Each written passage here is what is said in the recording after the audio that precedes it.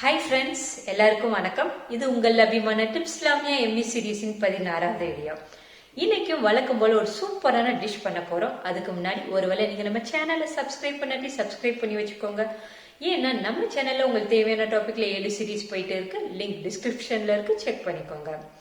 இன்னைக்கு நம்ம சூப்பரான வித்தியாசமான பிரியாணி இட்லியை வச்சு பண்ண போறோம்.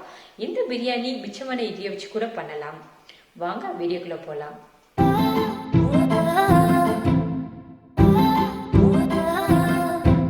நான் இட்லி பிரியாணி பண்ணுறதுக்கு 8 இட்லி எடுத்து வச்சுருக்கேன்.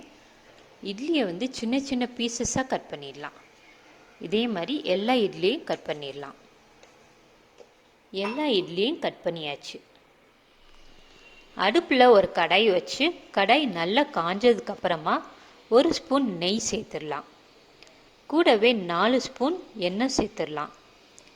எண்ணெய் நல்லா காஞ்சதுக்கப்புறமா 2 ஏலக்காய், 1 பட்டை, 2 கிராம்பு சேர்த்துடலாம். அடுத்து ஒரு பெரிய வெங்காயம் கட் பண்ணி வச்சுருக்கேன், அதையும் சேர்த்துடலாம். கூடவே 2 பச்சை மிளகாய் கீறி வச்சுருக்கேன், அதையும் சேர்த்துடலாம். சேர்த்துட்டு எல்லாத்தையும் நல்லா மிக்ஸ் பண்ணி விட்டுறலாம். வெங்காயம் நல்லா பொன்னிறமாக வர வரைக்கும் வதக்கிடலாம். வெங்காயம் நல்லா வதங்கிடுச்சு பாருங்கள். இந்த மாதிரி பொன்னிறமாக வர வரைக்கும் வதக்கிக்கணும். அடுத்து 1 ஸ்பூன் இஞ்சி பூண்டு பேஸ்ட் அரைச்சி வச்சுருக்கேன், அதையும் சேர்த்துடலாம். சேர்த்துட்டு பச்சை வாசனை போகிற அளவுக்கு நல்லா வதக்கிடலாம். அடுத்து ஒரு தக்காளியை நீளமாக கட் பண்ணி வச்சுருக்கேன், அதையும் சேர்த்துடலாம். சேர்த்துட்டு தேவையான அளவு உப்பு சேர்த்துடலாம். இது எல்லாத்தையும் நல்லா மிக்ஸ் பண்ணி விட்டுறலாம். தக்காளி கூட்டாக வரணும். தக்காளி நல்லா கூட்டாயிடுச்சு. அடுத்து 1 கை புதினா இலை சேர்த்துடலாம்.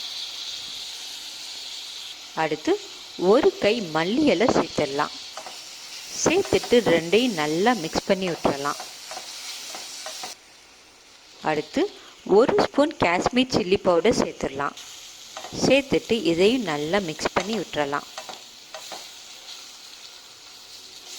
நெக்ஸ்ட்டு 1 கப் தயிர் எடுத்து வச்சுருக்கேன், இதையும் நம்ம ஊற்றி எல்லா பக்கமும் நல்லா பரட்டி விட்டுறலாம்.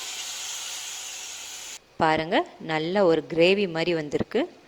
இந்த ஸ்டேஜில் நம்ம கட் பண்ணி வச்சுருக்க இட்லியை சேர்த்துடலாம்.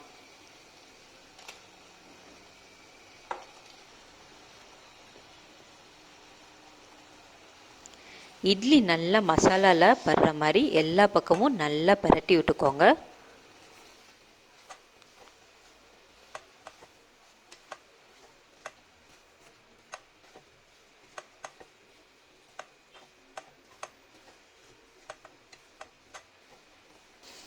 எல்லா இட்லியையும் மசாலாவோடு நல்லா பரட்டியாச்சு. இந்த ஸ்டேஜில் நம்ம இட்லி மேலே கொஞ்சமாக நெய் சேர்த்துடலாம். நெய் சேர்த்ததுக்கப்புறமா மறுபடியும் நம்ம எல்லா இட்லியும் பரட்டி விட்டுறலாம்.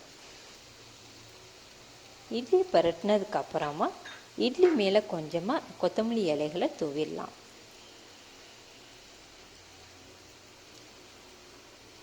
வாவ், டேஸ்டான இட்லி பிரியாணி ரெடி ஆயிடுச்சு. பாருங்கள், பார்க்கவே அழகாக இருக்குது. இப்போவே சாப்பிடணும் போல் இருக்குது. நீங்களும் செஞ்சு உங்கள் வீட்டில் உள்ளவங்கள அசத்துங்க. உங்கள் எக்ஸ்பீரியன்ஸை கமெண்ட்டில் சொல்லுங்க. இது வரைக்கும் நம்ம சேனலை சப்ஸ்கிரைப் பண்ணி சேனலுக்கு சப்போர்ட் பண்ணுங்கள். கூடவே பெல் ஐக்கனையும் கிளிக் பண்ணுங்கள். அப்போ தான் நான் போடுற வீடியோஸ் உங்களுக்கு நோட்டிஃபிகேஷனில் சேரும். உங்களை சுற்றி உள்ளவங்களையும் நல்லபடியாக பார்த்துக்கோங்க. இந்த வீடியோ உங்களுக்கு பிடிச்சிருந்துச்சுன்னா லைக் பண்ணுங்கள், ஷேர் பண்ணுங்கள், கமெண்ட் பண்ணுங்கள். மறக்காமல் பெல் ஐக்கனை கிளிக் பண்ணுங்கள். தேங்க்ஸ் ஃபார் வாட்சிங்.